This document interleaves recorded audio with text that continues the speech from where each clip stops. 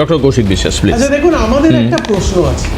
প্রশ্নটা হচ্ছে মাননীয় অমর্ত্য সেনের কাছ থেকে নির্বাচন কমিশন ঠিক কি ডকুমেন্ট দেখতে চাইবেন? ওনারা কি ওনার মায়ের জন্মের শংসাপত্র দেখতে চাইবেন? আজকে অমর্ত্য সেনের যা বয়স এবং সেই বয়সটাতে আপনি যদি টাইম জোনে পিছনে চলে যান, তখনকার দিনে ভারতীয় মহিলাদের 12-13 বছর বয়সেই বিয়ে হতো, 14 থেকে 16-র মধ্যে প্রথম সন্তান হয়ে যেত। আপনি যখনই কাউকে একটা প্রশ্ন পাঠাচ্ছেন, কোয়ারি পাঠাচ্ছেন, দ্যাট ইটসেলফ সিগনিফাইজ যে আপনার নাগরিকত্ব নিয়ে আমার ডাউট আছে, আপনি এইখানে ভোটার তালিকায় থাকার যোগ্য কিনা সেটা নিয়ে আমাদের সন্দেহ আছে, এই সন্দেহটা আপনি নিরসন করুন, তাই তো? আজ আমাদের সাধারণ সম্পাদক অভিষেক বন্দ্যোপাধ্যায় এটা পয়েন্ট আউট করার পর নির্বাচন কমিশন আজকে বলছে যে আমরা বাড়িতে লোক পাঠাবো। কিন্তু আপনি বিজেপির নেতৃত্বের বিবৃতিটা দেখুন, শুভেন্দু অধিকারীর বিবৃতি দেখুন, অশোক লাহিড়ীর বিবৃতি দেখুন। আমাদের প্রশ্নটা হচ্ছে কি জানতে চাইবেন অমর্ত্য সেনের কাছে, কি ডকুমেন্ট দেখতে চাইবেন? যিনি সারা পৃথিবীর কাছে ভারতের মুখ উজ্জ্বল করেছিলেন, যিনি বাংলা নন, ভারতবর্ষ নন, যার ইকোনমিক্সের থিওরি পৃথিবীতে বিশ্ববন্দিত, আপনি তার কাছে তার জন্মের শংসাপত্র দেখতে চাইবেন? মর্তে থেকে অমর্তের এত বড় অপমান আজ অব্দি ভারতীয় জনতা পার্টি ছাড়া কেউ করেনি। এবং বিশ্বাস করুন, এটা ওদের সম্পূর্ণ প্ল্যান্ড, এটা ওদের সম্পূর্ণরূপে পরিকল্পিত উপায় বাঙালিদের উপর হামলা।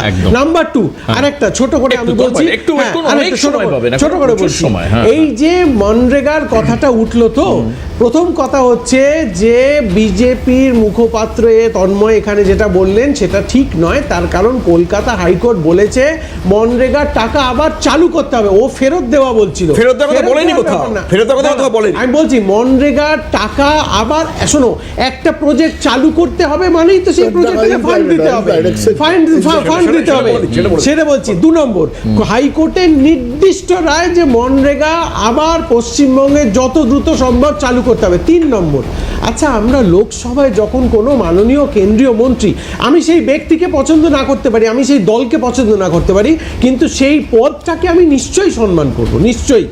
আজকে কেন্দ্রীয় কৃষি প্রতিমন্ত্রী এবং কেন্দ্রীয় মনরেগা দপ্তরের প্রতিমন্ত্রী ডিসেম্বর 2025 কি সম্ভবত সেপ্টেম্বর 2025-এ, মানে ডিসেম্বরের আগে যে পার্লামেন্টটা হয়েছিল সেখানে দাঁড়িয়ে উনি বিবৃতি দিয়েছিলেন, আমি দয়া করে আপনাকে অনুরোধ করব ক্রস চেক করে দেখে নিন আপনার চ্যানেলের মাধ্যমে, পশ্চিমবঙ্গে ভুয়ো জব কার্ডের সংখ্যা ছিল 5926, যেটা আমাদের পাশের রাজ্য আসামেও ছিল 11,000+, এবং উত্তরপ্রদেশে প্রায় 1 লক্ষ। ফলে যেখানে ভুয়ো জব কার্ড, যেখানে মনরেগার দুর্নীতির কথা বলা হচ্ছে, সেইখানে পশ্চিমবঙ্গ, আসাম এবং উত্তরপ্রদেশের থেকে অনেক পিছিয়ে। সেইখানে আসামে বন্ধ হলো না, উত্তরপ্রদেশে বন্ধ হলো না, কিন্তু পশ্চিমবঙ্গে বন্ধ করা হলো। এই সবগুলোর পিছনেই ন্যারেটিভটা একটাই, সেটা হচ্ছে বাঙালি আমাকে ভোট দিচ্ছে না, বাঙালিকে ভাতে মারো। এই কথাটাই আমরা জনগণকে উন্নয়নের সংলাপে ঘরে ঘরে গিয়ে বলছি। বাংলা বাঙালি বিরোধিতা, দেবাশিস, এইটা হচ্ছে তুমি শুনলে যে কৌশিক এখন নিজেই স্বীকার করলো যে আবার টাকা দিয়ে চালু করতে বলা হয়েছে, কোনো টাকা কিন্তু বাকি নেই। আচ্ছা, সেটা কোনো কোর্ট বলেনি, বাকি নেই বলেনি, কোর্ট বলেনি, সেটা বলছি। আর দ্বিতীয়ত, তুমি জানো যে কিছু এই 1 মাসের মধ্যে কেন্দ্র হচ্ছে চিঠি পাঠিয়ে রাজ্যকে বলেছে মনরেগা চালু করতে। রাজ্য দেখেছে যে চুরির যেগুলো ফাঁক ফোকর ছিল সেটা অনেকটা আটকে দেওয়া হয়েছে। তাহলে যেরকমভাবে চুরি করতে পারতাম, চুরি করতে পারবো না। সেই জন্য মমতা বন্দ্যোপাধ্যায় বললেন ওই মনরেগা আমাদের চাই না, আমরা চালু করবো না। এই বলে গরিব মানুষকে এরা বঞ্চনা করছে। সেটা হচ্ছে এই 1 মাসের মধ্যে হয়েছে।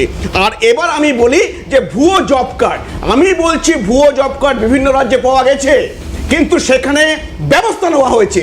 আমাদের রাজ্যে কোনো ব্যবস্থা নেওয়া হয়নি, চোরেরা ঘুরে বেড়াচ্ছে। তারপরে আমি বলি, এবার তারপরে আমি বলি যে অমর্ত্য সেনের কথা আবার আসলো।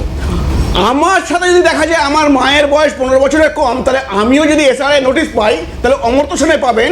কারণ নির্বাচন কমিশন একটা নিরপেক্ষ সংস্থা, তিনি মানুষ দেখে আলাদা আলাদা করতে পারেন না। আইন সবার জন্য সমান। ঠিক